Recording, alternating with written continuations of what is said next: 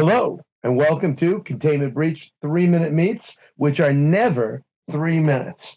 What's Containment Breach? Containment Breach is the incredible anthology series from Fugitive Poems, of which I am co-founder, Christian DeMatteo.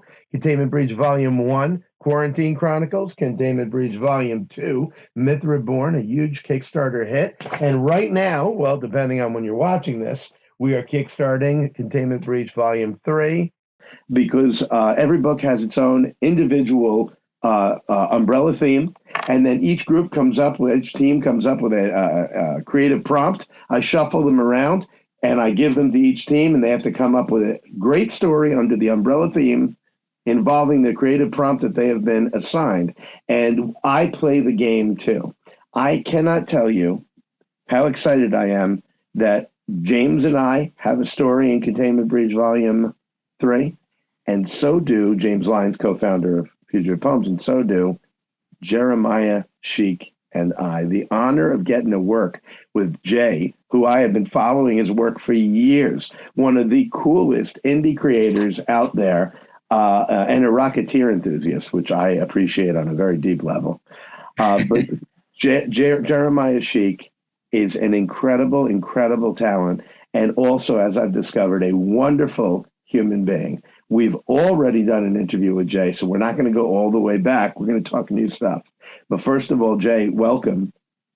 Thank you. I'm hoping the camera doesn't pick up all my blushing here. Thank you so much. How are you? I'm doing well. Yourself? I'm doing great. I'm doing great. I was just looking at our comic before we had this talk scheduled, and I've looked at it. I can't tell you how many times. I'm going to give away the title, and maybe someone will catch an Easter egg on the film here. The title of the story is the Yankovic Theorem. And what was cool is that when I sent Jay the script, he was on it immediately, and he asked me the greatest question. He said, "Are we talking Weird Al or the original great Yankovic accordion player?" And the fact that he knew both of them, I'm like, this is the right team. We are the right people for this story. And you are a Weird Al fan, am I right? Oh, lifelong. Yeah, absolutely. Yeah, that's he changed my childhood. That's still an integral part of my. I don't know. I say fallen off the wagon a little bit with his more recent releases, but basically Dare to Be Stupid through Alapalooza. Like I burned holes in those CDs listening to them over and over and over again. Yeah, he's hysterical. He's brilliant. And I saw him in concert at Carnegie Hall not long ago at all, like very, very recently. And so jealous of that. He's still got it. That's where this is from. He's incredible. So the title was my nod based on an accordioning concept.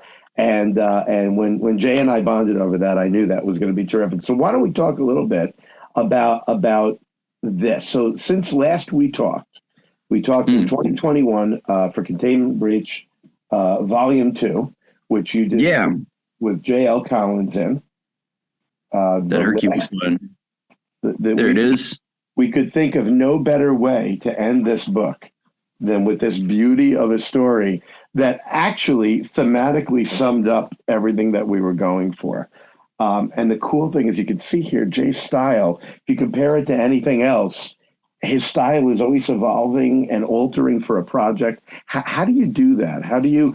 It's always Jay. You've got a signature, like a great guitar player has a signature but can play anything. And you're like, well, that is Clapton or that is Hendrix, but I've never heard them play anything like this before. How do you do that with your art? I think a lot of it comes down to the script itself. I've always kind of like reading with one eye open for tone, and like the overall because the one for Myth Reborn that JL wrote, we discussed it a bit on Discord, and kind of it was a group process of finessing the story out. And I don't know if we all kind of came down to that idea of the TV remote being this source of power.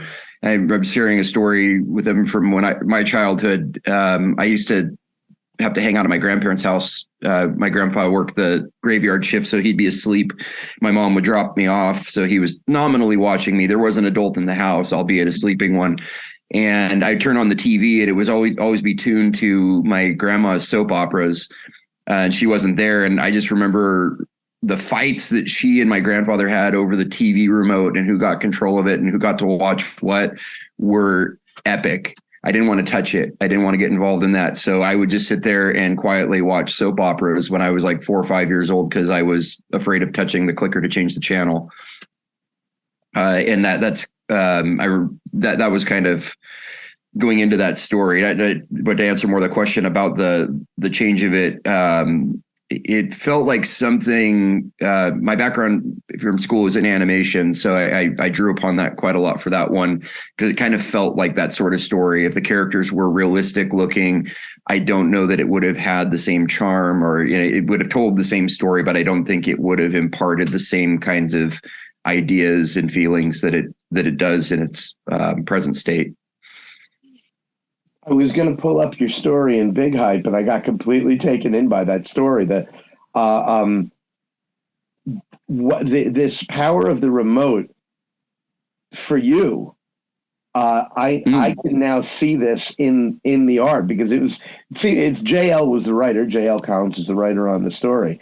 But hearing your input on it, I certainly see how it imbued that power. I wouldn't touch the remote. That's something. It's funny, because I mean, this Containment Breach Volume 2 is ingrained in my brain, and right now I'm rethinking that entire story with that power behind it. Going to take somebody of Herculean strength to be able to, harness that power. Right. Wow. Oh my gosh. Well, I just reimagined it completely. I'm re-seeing it. Well, that story wowed me. Because I was already familiar with your work, and I didn't see that art coming. And this is what I'm talking about, is that when I look at it, I see Jay Schiek, obviously, but not the Jay Schiek that I knew a minute ago. And I feel that way when I look at so many of your projects. I should have grabbed Hollowed North down. And Hollowed North, when you're watching this, check. You want to see if Hollowed North issue 2 is kickstarted or for sale. You want issue 1 and 2 if you don't have one. It's a great story you're doing with Jeremiah Espinoza.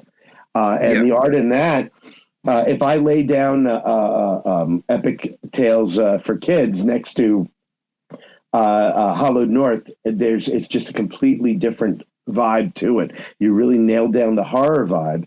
Meanwhile, I happen to know, in fact, when this airs, Band of Bards will have released, and you should be going to buy issue 1 of Jay's book, all Jay, Hush Ronin. And the samurai art in Hush Ronin is incredible. Tell us a little bit about Hush Ronin. Where did that come from? It was kind of I've posted the sketch a couple of times on Twitter, and I'm gonna see if I can include it with a brief section in the book if there's room. I had drawn this little kind of chibi Lego character one day, put him in samurai gear, and he's holding a samurai sword, and he's slicing an apple in half as it falls through the air. And I drew the eyes, and I gave him the little top knot and all the attendant parts of a samurai. And I came to the mouth, and I couldn't decide what his mouth should look like as far as a mouth shape. And none of the stuff I was coming up with felt right. It was just okay, that's like a crescent moon sticker on a wooden ball or something, or like a chess piece is kind of what he looked like. And then I decided, well, maybe the whole idea of him not having a mouth is the story. And I had this idea of a samurai who, being like a braggart and or just a all around kind of asshole, ends up angering the gods to where they take his mouth away. Like, his main weapon is his mouth. He's, talks a big game, but doesn't really, maybe he's not so good with a sword as his mouth says that he is. And then the whole story became this thing of him getting his mouth back. And it evolved drastically from there to where, I went a little bit more like Akira Kurosawa with it. There have been times like this Guests and Guardians on the screen here where I went back to a little bit more of a I'd say stylized cartoon look. We basically have a samurai character who either can't or doesn't speak. And there's a new explanation for it in the story that is coming out through Band of Bards. It's very different from the first issue that I released back in February 2019 through Ashcan, which is on the screen there on the right. There's a lot of different overlapping stories within this world that I'd like to explore at some point, but I do have a major story arc planned for this character, starting with his childhood, as you see him here, recently kind of orphaned and the loss of his home to this, we'll call it it's a clan that's trying to consolidate power and take out the existing shogunate to which the boy is related by blood, if not just through like clan loyalties. And it's his quest. There's some supernatural elements to it. I can say the first issue features those. It's called Sword and Stone because it is about a specific sword and a specific stone that he comes into possession of. And then future issues like issue 2 will feature events taking place in like Mesopotamia around the time of King Sennacherib, Jonah from the biblical story. Issue 3 is going to have aspects of, I believe, Elizabethan London in it. So it kind of goes a lot all over the place before it finally comes back to Japan and sort of a final battle between gods and men, or gods and humans rather. I have been taken with Hush Ronan since one of my first interactions finding Jay Schiek was discovering Hush Ronan. And I was just so absolutely taken with the artwork. I believe this was the other one. The Lion and the Unicorn is another astonishing piece by you. My nod to Kelly Brack there in panel 1. I'm trying to normalize that, or not normalize it, but to get that widespread as a SFX for comics. I love it. I love it. Yeah, this piece I just thought was tremendous. Is this the one with the city in it? Yeah, this shot. Oh my gosh. Absolutely love what you did with the city. And folks, where I am right now is where you need to go. It is jschieck.com, JSCHIEK.com. It's one of the best creator websites out there. And at the top of that was the tabs open for the county town hall where I got a speeding ticket a month ago. Let's not notice because I am a little bit of a scofflaw. I just realized those tabs were open. But jschieck.com, you can get lost in that site for a while. You've got so much art, and if you go there, you'll see what I'm talking about. You'll see this variety. Band of Bards Publishing put out Hush Ronan issue 1. Jay is working on issue 2, and you just heard what an incredible story it is. You got to go and get issue 1 right now. So Jay, you got that going on. You've got you put this incredible story in Containment Breach Volume 3. The Yankovic method, theorem. That's going to happen, by the way, when I'm talking about it, because up until the last minute, I was between the Yankovic theorem and the Yankovic method, and I think theorem fits the story better. But part of my brain keeps trying to sneak method back in there. Yeah, no, it just got me thinking about it too. Did you ever see that movie, The Peanut Butter Solution? My brother-in-law talks about it. My brother-in-law, Kieran Collar, and shouting him out, talks about it all the time, and I've never seen it. It's one of those like 80s kids sci-fi horror kind of movies. I remember watching a bunch when I was a kid. This house burns down, a kid goes in, gets scared by ghosts, loses all of his hair, and then paints some peanut butter solution on it. But it causes his hair to grow back just like exponentially. It's just an uncontrollable growth of hair. That's all I remember from it anyway. That sounds like an 80s plot if I ever heard one. Those are the movies I grew up on. I don't know how I missed that one. It was like Weird Science for those of us whose parents wouldn't let us watch Weird Science. All my friends were seeing these incredibly cool movies, and they were very aware of what boobs look like. and I was being kept from all this. Yeah, right. I had to go to my neighbor's house to watch that stuff. Yeah. Where is what's your gateway comic? What got you into comics? Because you're incredibly well versed as well as you are talented. What got you in? Oddly, it was the Simpsons episode 3 Men in a Comic Book with it starts off with Bart and Lisa or the Simpsons family going to a comic convention. And as they're leaving, Bart and Milhouse start gawking that copy of Radioactive Man #1 that the comic book guy has for $100. Yeah. And he works his ass off to try to buy it. He, basically overhauls his old lady's house for 50 cents. And then they decide, why don't we just pool our money and buy it together? And then they can't decide, how custody works of the comic. And they're reading it in the treehouse and it ultimately gets destroyed. Yeah. But there was something about that, quest for Radioactive Man #1 that just ignited something in my mind. And I started collecting comics just for #1s at that point. I was kind of on this constant quest for my own Radioactive Man #1. And eventually it actually literally happened. December 1992, Bongo Comics released a Radioactive Man #1. I got it. It was that holy grail moment, but it was also sort of you come to the end of a quest. It's well, what's next? And, having gotten the definitive, the definitive article on that, I was already hooked on comics. So then it actually freed me to be able to read them for fun and to find things that I was actually interested in more so than just this collectible thing that I had become somehow obsessed with.